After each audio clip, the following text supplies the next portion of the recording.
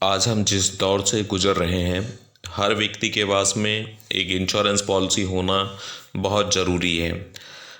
कई बार हम insurance policy लेने के बारे में सोचते हैं, लेकिन हम फिर उस समय डिसाइड नहीं कर पाते कि हमें किस तरीके की इंश्योरेंस पॉलिसी पहले लेनी चाहिए जो हमारे लिए सबसे ज़्यादा यूज़फुल है, और हम उस पॉलिसी का चुनाव नहीं कर पाते हैं।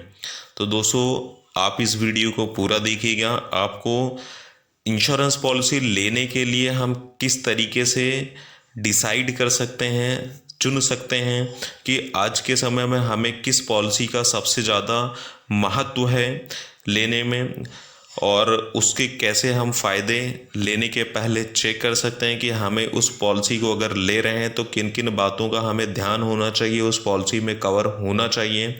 नहीं तो आपने कोई एक पॉलिसी ले ली एजेंट या इंश्योरेंस एडवाइज़र के कहने पर, और उस पॉलिसी का आपके जीवन से जिस मकसद से आपने उस पॉलिसी को लेना चाहा है उसका कोई फ़ायदा नहीं मिलता है। तो हर व्यक्ति के पास में सबसे पहले फर्स्ट प्रायोरिटी में टर्म इंश्योरेंस होना चाहिए। ये पॉलिसी ऐसी है जिसमें कम प्रीमियम पर हाई सम इंश्योर्ड इस पॉलिसी में मिलता है। सेकंड नंबर पे आपको एक हेल्थ पॉलिसी लेनी चाहिए। हेल्थ पॉलिसी बेस्ट पॉलिसी होती है, क्योंकि जिस तरीके से हॉस्पिटल के एक्सपेंसेस बनते हैं वहाँ पर आपके पास में एक हेल्थ पॉलिसी होना कंपलसरी है। ऑटोमोबाइल्स इंश्योरेंस, आपके पास में कोई सा भी वाहन है, छोटा हो बड़ा हो, चाहे bike, auto, tractor, four wheeler, उन सभी गाड़ियों के इंश्योरेंस होना कंपलसरी है। हमें उस इंश्योरेंस को टालना नहीं चाहिए। साथ ही साइबर इंश्योरेंस, ये आज के समय में एक बहुत फ्रॉड हो रहे हैं, तो हमें हमारी सिक्योरिटी के लिए साइबर इंश्योरेंस कराना भी बहुत ज़रूरी है। साथ ही होम इंश्योरेंस, हम हमारे घर का इंश्योरेंस ज़रूर कराना चाहिए हमें। उसे जब भी हम पॉलिसी लें तो मकान का भी इंश्योरेंस उसके साथ में कराना चाहिए। दोस्तों, अगर आप जो भी टॉपिक मैंने आपको बताया है इनमें से कोई भी पॉलिसी आप ले रहे हैं तो हमें उस पॉलिसी में किन किन चीज़ों का ध्यान रखना चाहिए कि वो पॉलिसी के अंदर कवर हो, तभी हमारे वो फ़ायदे की चीज़ें हैं। तो जब भी हम पॉलिसी खरीदें हमें 8 बातों का खास ख्याल रखना चाहिए कि वो हमारी पॉलिसी में होना चाहिए। नंबर 1, जब भी हम कोई पॉलिसी लें अलग अलग कंपनी की पॉलिसी से हमें उसे कंपेयर करना चाहिए। उस कंपनी के एजेंट या एडवाइज़र से उसके बारे में विस्तार पूर्वक जानकारी लेनी चाहिए। साथ ही हो सके तो हमें इंश्योरेंस ब्रोकर से भी बात करना चाहिए, ताकि वो हमें सभी कंपनियों के बारे में विस्तार पूर्वक सही जानकारी दे सके। नंबर 2, खुद से कुछ ज़रूरी सवाल भी करें कि आप जो पॉलिसी ले रहे हैं वो किसके लिए ख़रीदना चाहते हैं। साथ ही वो पॉलिसी जो आप अभी ले रहे हैं वो आपके बजट में है, उसका कवर कितने समय तक के लिए है, जो आप पॉलिसी परचेज कर रहे हैं उसमें कवर कितने साल तक का है, वो आपके लिए है या नहीं, ये भी हमें ख़ास तौर पर ध्यान रखना चाहिए। नंबर 3, पहले ज़रूरी इंश्योरेंस जैसे हेल्थ, लाइफ, वाहन के इंश्योरेंस, इसके बाद ही हमें दूसरे इंश्योरेंस पर खर्च करना चाहिए।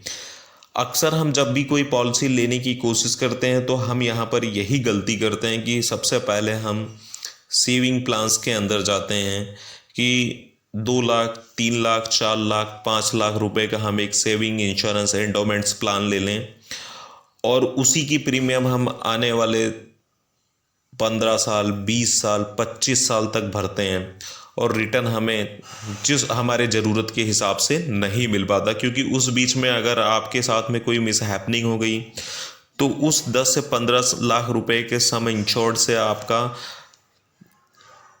खर्च नहीं चलने वाला है।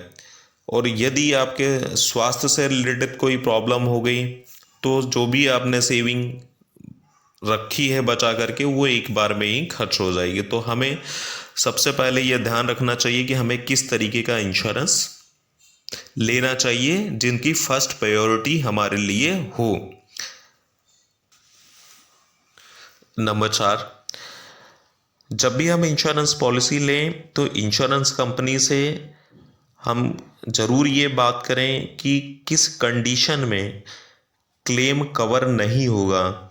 इंश्योरेंस पॉलिसी के अंदर उन्हें एक्सक्लूजन्स के नाम से बोला जाता है, तो वो हमें ज़रूर पूछ लेना चाहिए कि किस कंडीशंस में आप हमें क्लेम नहीं देंगे।